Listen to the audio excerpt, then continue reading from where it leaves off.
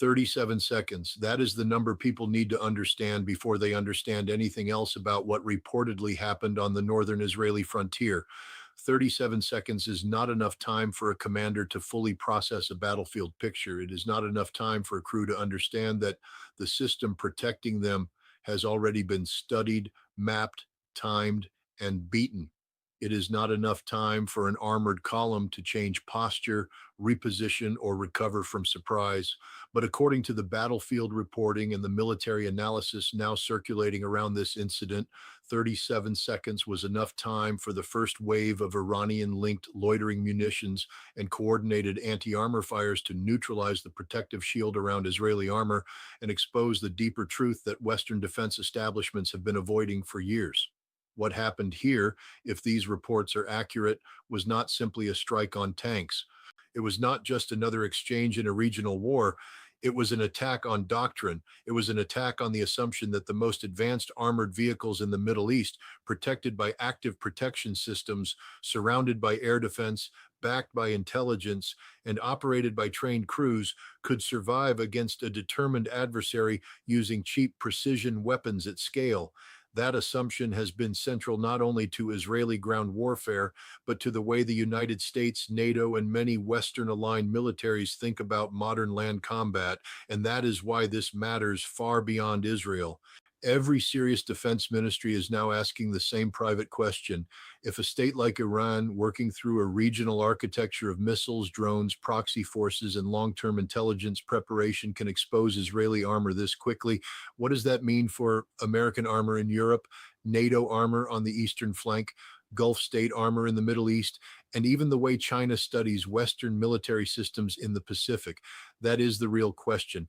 And most officials will not say it publicly yet because the answer is too disruptive. The official narrative will try to make this smaller than it is. It will say Israeli systems performed well under difficult conditions. It will say some vehicles were damaged, some threats were intercepted, and the situation remains under control. That is what official narratives do. They reduce shock, they manage public perception, they protect institutional reputation. But military reality does not care about reputation. The battlefield does not care how expensive a system is. The battlefield only asks one question: did the system survive the threat it was built to defeat? In this case, the answer appears to be deeply uncomfortable.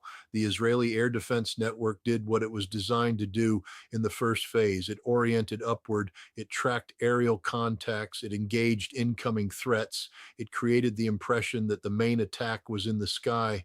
Arrow, David Sling, Iron Dome, radar operators, sector commanders, and command centers all focused on the swarm above them, and for a short period that response may have looked successful. Intercepts were happening, the system was active, the command picture was busy but not broken, but that was the deception.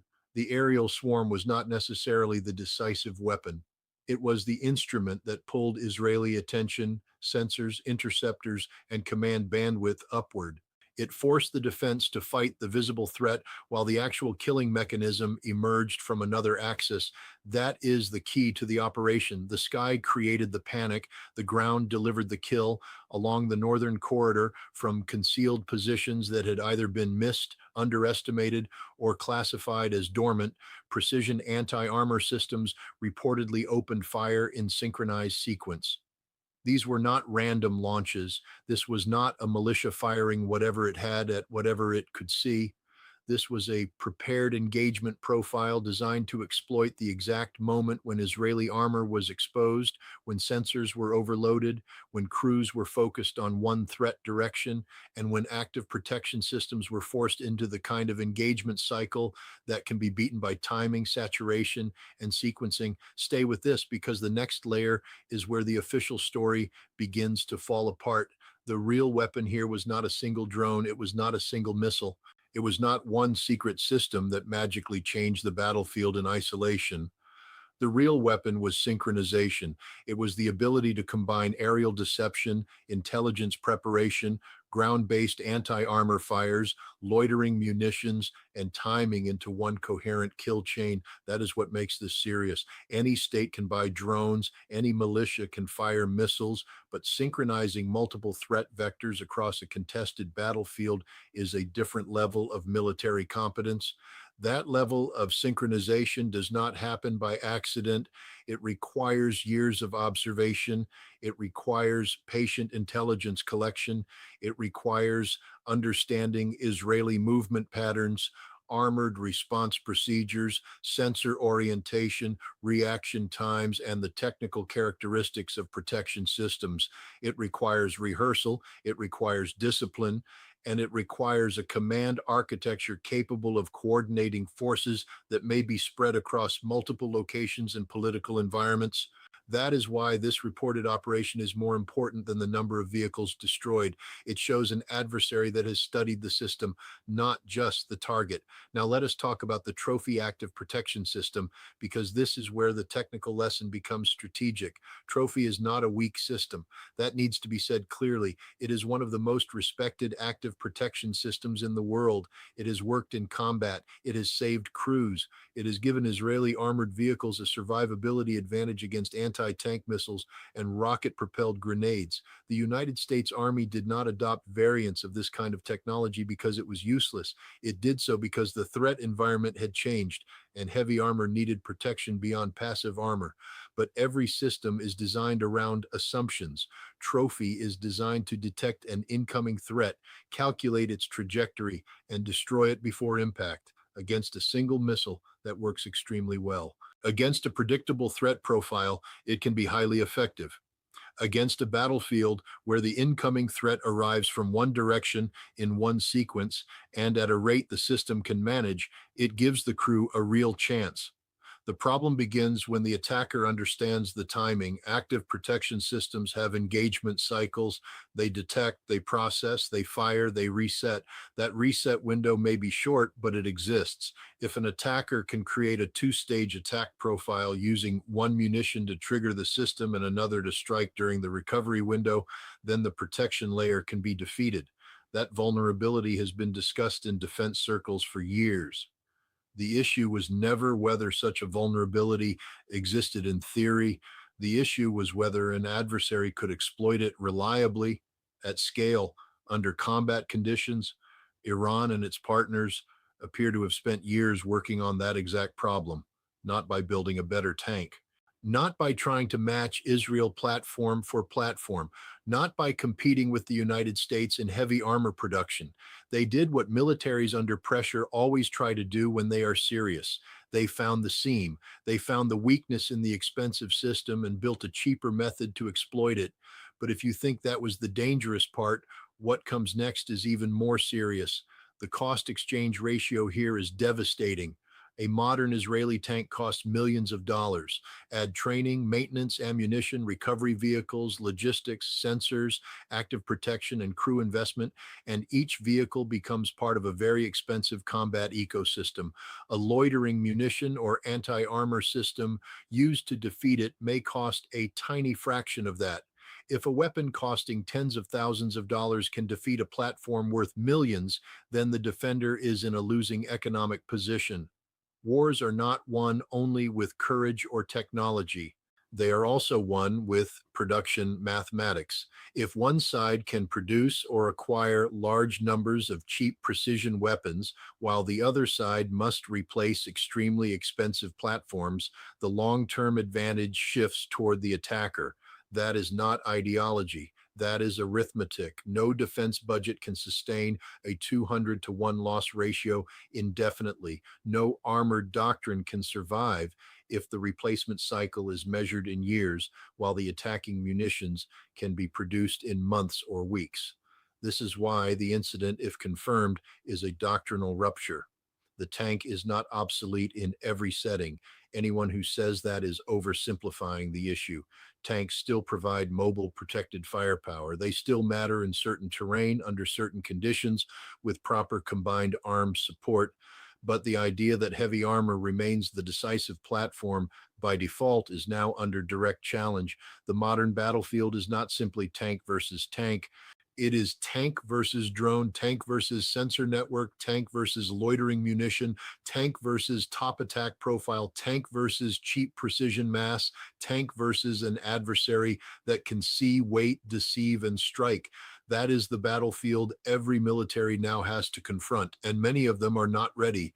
The United States has thousands of tanks. NATO has armored formations across Europe. Gulf states have invested heavily in Western armor. Poland, Germany, Britain, and other European militaries still build deterrence concepts around heavy mechanized forces.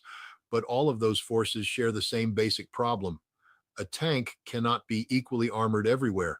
The front can be heavily protected, the sides can be strengthened, but the top remains vulnerable because physics imposes limits. If you armor the top like the front, the vehicle becomes too heavy, too slow, too expensive, and too difficult to operate.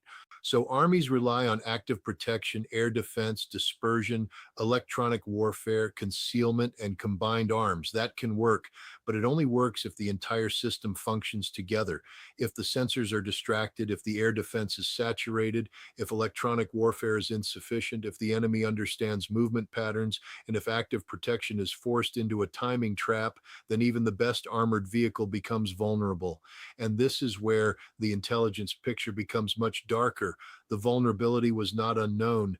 The danger of drones and loitering munitions has been visible for years. Ukraine showed it, Nagorno-Karabakh showed it, Yemen showed it, Syria showed it, Gaza and Lebanon showed it in different forms. Every serious military has watched drones change the kill chain. The problem is not that Western defense establishments did not see the trend. The problem is that they underestimated the speed with which adversaries could integrate it into operational doctrine. Institutions are slow to change when the change threatens expensive programs. Armored formations have budgets, careers, procurement pipelines, training schools, industrial bases, and doctrine built around them. When a threat appears that challenges the logic of those investments, the institution often responds by modifying the existing system rather than asking whether the existing system's role has fundamentally changed. It adds protection, it adds sensors, it adds electronic warfare, it adds counter drone guns. Some of that is necessary, but if the core doctrine remains unchanged, the institution may simply be adding expensive patches to a platform whose battlefield environment has already shifted. Iran's approach was different. Iran did not try to win by matching Western systems symmetrically. It built a layered asymmetric architecture: missiles, drones, proxies, concealed firing positions, intelligence networks, and saturation tactics. This is not glamorous. It does not look like a military parade filled with shiny platforms, but warfare is not a parade. Warfare is about effects. Iran's effect was to make expensive Israeli systems face a cheap, distributed, synchronized threat that they were not optimized to absorb at scale. That is the key phrase: at scale. One drone is a problem. 10 drones are a tactical challenge. Hundreds of coordinated drones and missiles integrated with ground fires become an operational event. The defender cannot shoot down everything. The defender cannot perfectly classify every threat. The defender cannot protect every vehicle from every direction at every second. The attacker only needs a few penetrations to create outsized effects. By the end, you will understand why this is not just about tanks or drones. It is about credibility, deterrence, and the failure of strategic judgment. Israel's deterrence has long rested on the belief that it sees first, strikes first, and maintains technological dominance over regional adversaries. That belief has been weakened in recent years, and an incident like this would weaken it further. If Israeli armor can be exposed, then Israeli ground options become more complicated. If ground options become more complicated, political threats lose weight. If political threats lose weight, adversaries become more willing to test limits. That is the strategic damage. It is not only the physical loss of vehicles, it is the psychological and doctrinal loss. The enemy now has proof, or at least a powerful battlefield claim, that a core Israeli capability can be beaten. Once that belief enters the region, every actor recalibrates. Hezbollah recalibrates, Iran recalibrates, Syria recalibrates, the Gulf recalibrates, Washington recalibrates. Moscow and Beijing study it carefully. Every serious military watches the tape and asks, can the same thing happen to us? For Washington, the answer is yes. under the right conditions. American tanks are not magic. American armored brigades are powerful when used properly, but they are not immune to the physics of detection and strike. If U.S. armor is deployed in an environment saturated with drones, loitering munitions, top attack weapons, electronic warfare, and precision fires, then it must operate differently. It must be dispersed. It must be hidden. It must be protected by layered short range air defense. It must integrate its own drones. It must move unpredictably. It must break the enemy's kill chain before the enemy breaks its own. That requires doctrine, not slogans. It requires investment, not press releases. It requires admitting that the battlefield has changed, and that is hard for large institutions. The American military does not lack talent. It does not lack money. It does not lack technical capacity, but it can be slow when new realities threaten old structures. This is where adversaries find advantage. They do not need to be better at everything. They need to be faster at adapting to one decisive change. Look at the NATO eastern flank. The entire defensive posture from the Baltic states through Poland and Romania assumes that armored and mechanized formations will play a major role in deterring or defeating Russian advances. But Russia has also learned from drone warfare. Russia has used loitering munitions, Lancet systems, artillery drones, reconnaissance strike complexes, and electronic warfare across Ukraine. If NATO believes its armor can operate in that environment the way it did in old exercises, it is not being serious. The future European battlefield will be full of sensors and precision fires. Large platforms will be seen platforms will be targeted. Targeted platforms will have seconds, not minutes, to survive.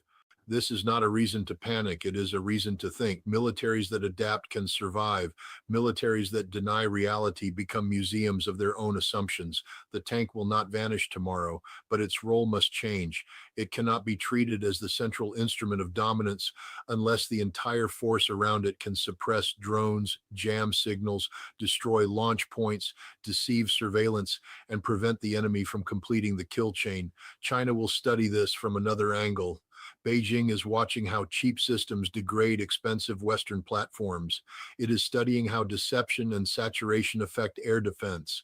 It is studying how proxy forces can be integrated into a broader strategic design. In the Taiwan scenario, this matters enormously. The Pacific is not the Middle East, and Taiwan is not Israel, but the principal travels. If expensive platforms can be overwhelmed by cheap precision mass, then aircraft, ships, missile batteries, command centers, and armored formations all face new questions. Russia will study it too.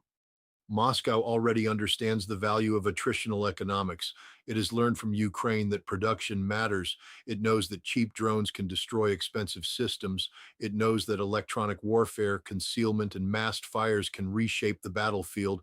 A successful anti armor operation against Israeli forces would confirm what Russian planners already believe. The Western model is vulnerable when it becomes too dependent on exquisite, expensive platforms and too slow to adapt. Israel's immediate response will likely be to emphasize resilience. It will say lessons are being learned. It will say systems are being upgraded. It will say the threat is being analyzed. Some of that will be true. Israel is a serious military power and it does adapt, but the problem is time. Adversaries are adapting too. The action reaction cycle is accelerating. If Israel takes years to field an answer while Iran and its partners take months to evolve the attack profile, the defender remains behind. That is the real danger of cheap precision weapons. They evolve quickly. A drone airframe can change, a warhead can change, a guidance package can change, a launch method can change, a firing sequence can change. The defender must protect a complex vehicle. The attacker only needs to find one new way to reach it. That asymmetry favors the attacker unless the defender changes the whole system. The media will talk about a secret weapon. That is the phrase that gets clicks. But the secret is not one weapon. The secret is the method. The secret is understanding that modern war rewards the force that can combine intelligence, deception, timing, and low cost precision at scale. A single weapon does not change warfare. A new operating concept does. Iran's reported success lies in the operating concept, and that concept is built on patience. That may be the most important lesson. Iran and its partners did not wake up one morning and improvise a regional synchronized strike. They observed, They learned, they mapped, they waited, they built inventories, they trained proxy units, they studied Israeli reactions, they studied active protection systems, they built a plan designed to exploit a narrow window. That is strategic patience. And strategic patience is often more dangerous than raw firepower. The Israeli system, by contrast, appears to have been drawn into a reactive posture. When the swarm appeared, the system responded. That is what it was designed to do. But if the visible threat was designed to control the defender's attention, then the defense was being manipulated. This is deception at the operational level, and deception remains one of the oldest and most effective principles of warfare. Technology changes, the principle does not. The final warning is this: military institutions that treat this as an isolated Israeli problem will make a grave mistake. This is not only about Israel, this is about every army that believes expensive armored platforms can survive because they are protected by yesterday's solutions. This is about every defense ministry that assumes active protection systems solve the anti armor problem. This is about every politician who thinks buying more expensive equipment automatically produces security. And it is about every commander who believes the enemy will attack the way the training manual expects. The enemy gets a vote. Iran has voted.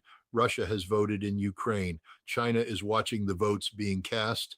Non-state actors are learning.